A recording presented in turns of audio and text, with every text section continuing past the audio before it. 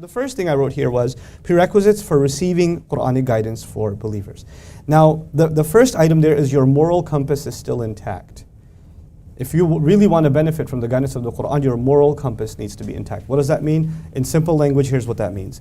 Every human being, Allah has gifted them with a moral calculator inside them. Every person is a moral human being, every human being. Allah put the ruh inside every human being, yes or no? That ruh was in the company of Allah. It was given the knowledge of the basics of the right and the wrong, and even knowledge of Allah Himself.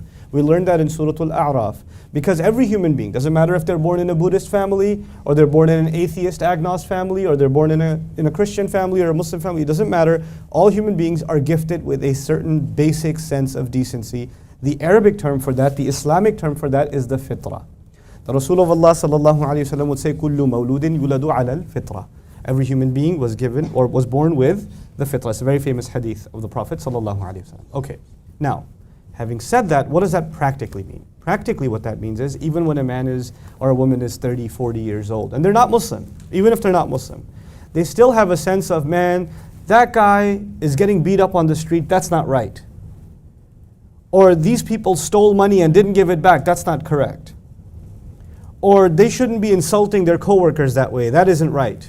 They have a sense of justice inside them. It didn't come from necessarily even their, actually you go across cultures, it's not even from the upbringing. If you go across cultures, different cultures, you'll find everybody has a sense of justice. Everybody has a problem with injustice.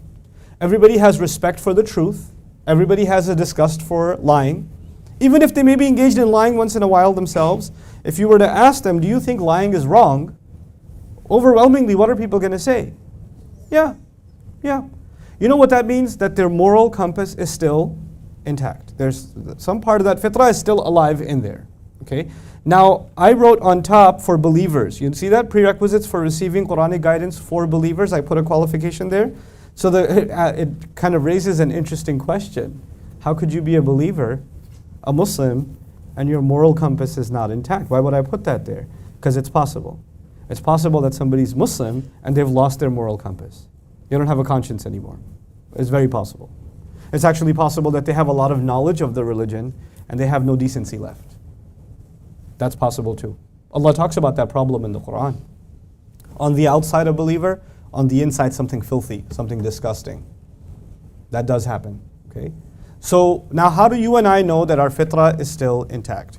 There are certain qualities that Allah highlights that a human being should have in the Quran that they all go back to the fitrah.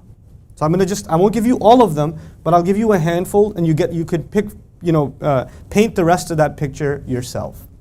Gratitude is a quality that a person should have if they have their fitrah intact. Now let's test that a little bit. If somebody does something nice for you, you're at the airport, you dropped your bag, somebody picked it up and handed it to you. What's at the very least, if you're half decent a human being, what are you going to do? Thank you. Do you have to be Muslim for that? No. So a sense of gratitude comes with being decent. You understand that? So gratitude is a fundamental quality of the fitrah, one of them. Okay. Thinking is a quality of the fitrah. To be able to think and process, that's a human gift that Allah has given us. Patience, kindness. These are qualities that good people have. And these are qualities that Allah highlights in the Quran, or no? He does. As a matter of fact, in many cases, He highlights that Allah loves people that are grateful. Allah loves people that are patient. He wants you to become people that think.